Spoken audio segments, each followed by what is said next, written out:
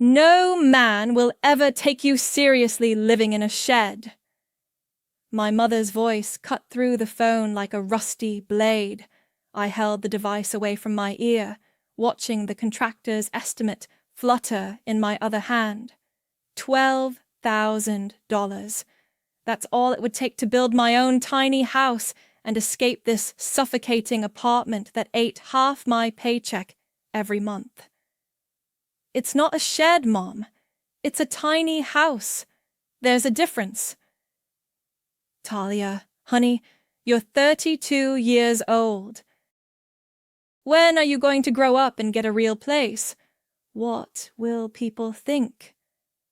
My name is Talia, and I've spent the last decade disappointing my family simply by existing. Today was no different, except this time I had a plan.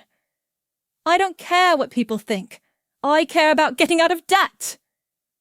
The silence on the other end stretched long enough for me to hear my upstairs neighbor's television blaring through the paper-thin walls. 60% of my income disappeared into this shoebox every month. And for what? The privilege of listening to strangers argue at 2 a.m. You know what your problem is? Mom's voice returned, sharper now. You've always been too stubborn for your own good. Your sister Lucy just bought a beautiful condo downtown. 3 bedrooms, granite countertops, the works. Of course she did.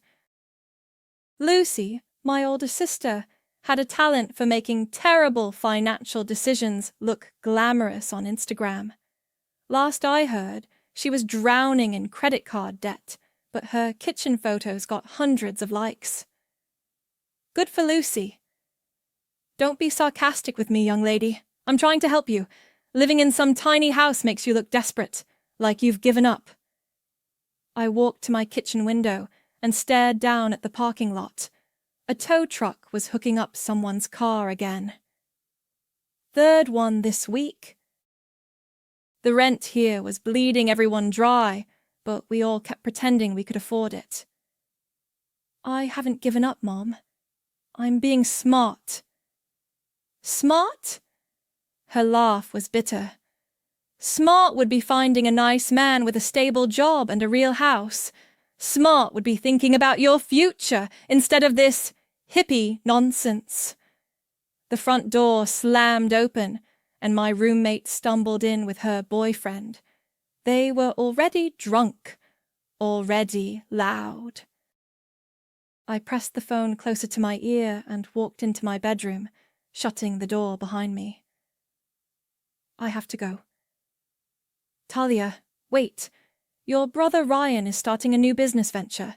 A craft whiskey bar, very upscale. Maybe you could invest. I'm not giving Ryan any money. It's not giving, it's investing. He's really turned his life around this time. Ryan was 28 and had turned his life around approximately 7 times in the past 5 years. Each turnaround cost my parents thousands of dollars they didn't have. I said no. Fine. Be selfish, but don't come crying to us when you're living alone in your little shack, wondering why no one wants to visit. The line went dead. I dropped the phone on my bed and picked up the contractor's estimate again. $12,000 for freedom. I had $8,000 saved already, scraping together every penny from my Etsy shop and the graveyard shifts I'd been working at the warehouse.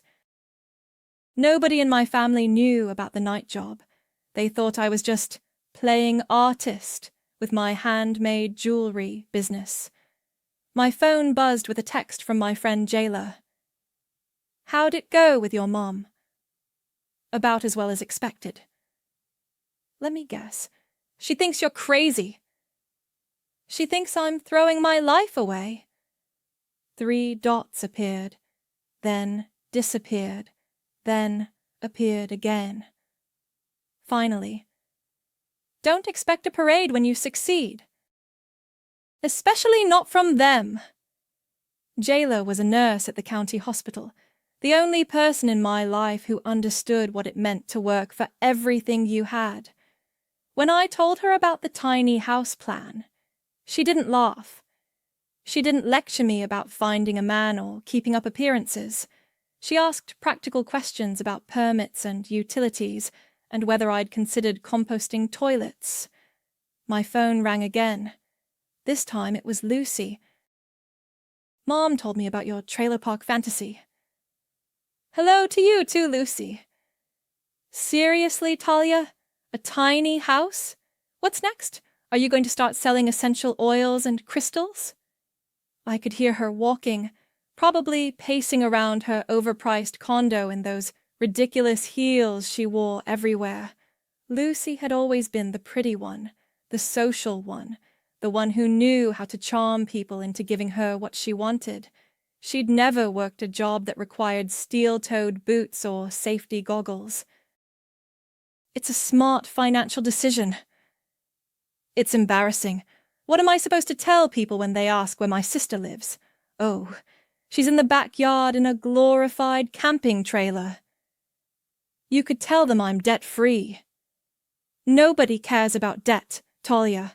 They care about success, and living in a tiny house doesn't exactly scream success. The roommate's boyfriend was now singing off-key in the living room, something about whiskey and heartbreak.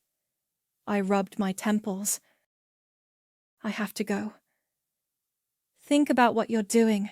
This isn't just about you. It reflects on all of us. After she hung up, I sat in the silence of my cramped bedroom, surrounded by boxes of jewelry supplies and half-finished projects. The walls felt like they were closing in.